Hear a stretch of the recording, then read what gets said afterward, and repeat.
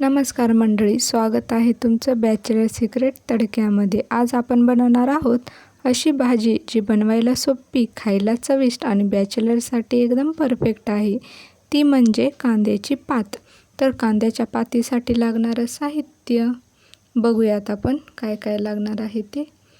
तर मी ते एक पूर्ण कांद्याची पेंडी घेतली आहे आणि त्याच पातीचा कांदा घेतला आहे एक छोटा चिरून आणि 10-12 पाकळ्या लसणाच्या घेतल्या आहेत. पातीचाच कांदा वापरायचा आहे यामध्ये आपल्याला, एक छोटासा. आणि आता ही भाजी स्वच्छ असं धुवून घ्यायची आहे जास्त पाण्यामध्ये. हे बघू शकता तुम्ही. छान अशी ही भाजी धुल्यानंतर आपल्याला जे लसूण होता ते वाटून घ्यायचं आहे.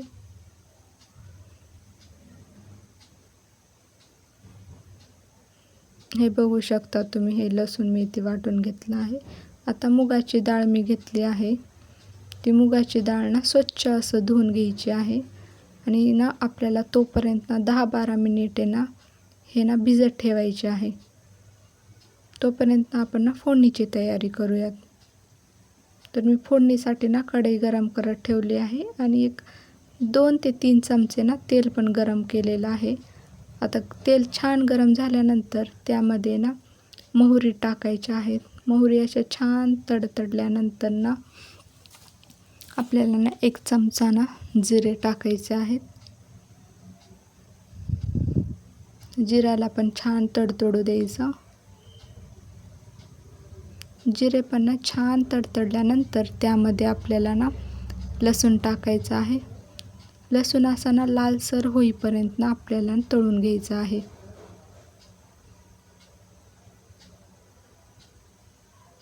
हे बघू शकता, लसूण छान झाल्यानंतर त्यामध्ये आपण पातीचा कांदा टाकला आहे.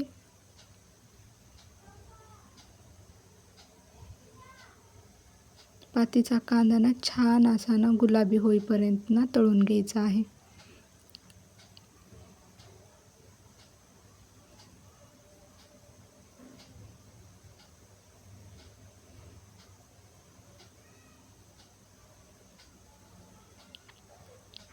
आता यामध्ये आपल्याला हळद टाकायची आहे अर्धा चमचा. त्यानंतर लाल तिखट 1 चमचा किंवा तुम्हाला लागेल तसे, तुम्हाला जसं हवं आहे तसं तुम्ही ते तिखट वाढवू शकता. मीठ आत्ताच टाकायचं नाही. आता यामध्ये डाळ टाकायची आहे मुगाची.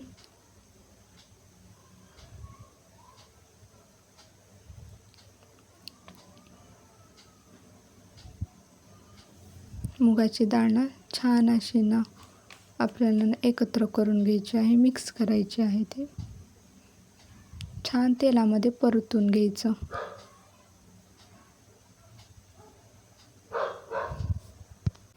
डाळ छान अशी परतली की ती चवीला पण छान लागते.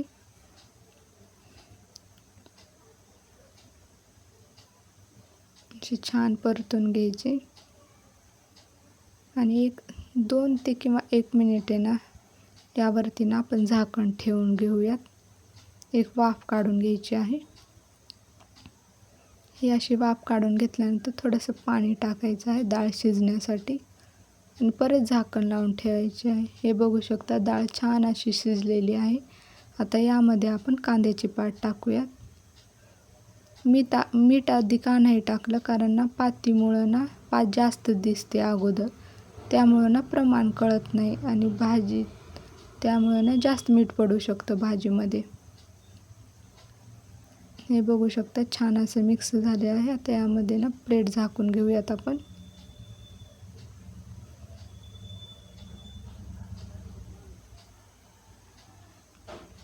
बघू शकता तुम्ही, भाजी अशी छान अशी शिजलेली आहे. आता यामध्ये आपण चवीनुसार मीठ टाकूयात. हे बघू शकता, चवीनुसार मीठ टाकायचं. परत भाजी एकत्र करून घ्यायची. तर मंडळी, आपली ही गरमागरम आणि झटपट होणारी कांद्याची पात तयार आहे. बॅचलर असाल आणि घरी सारखे तेच खाऊन कंटाळा आला असेल तर ही रेसिपी नक्की ट्राय करा. भाकरी किंवा चपातीसोबत तरी भन्नाट लागते.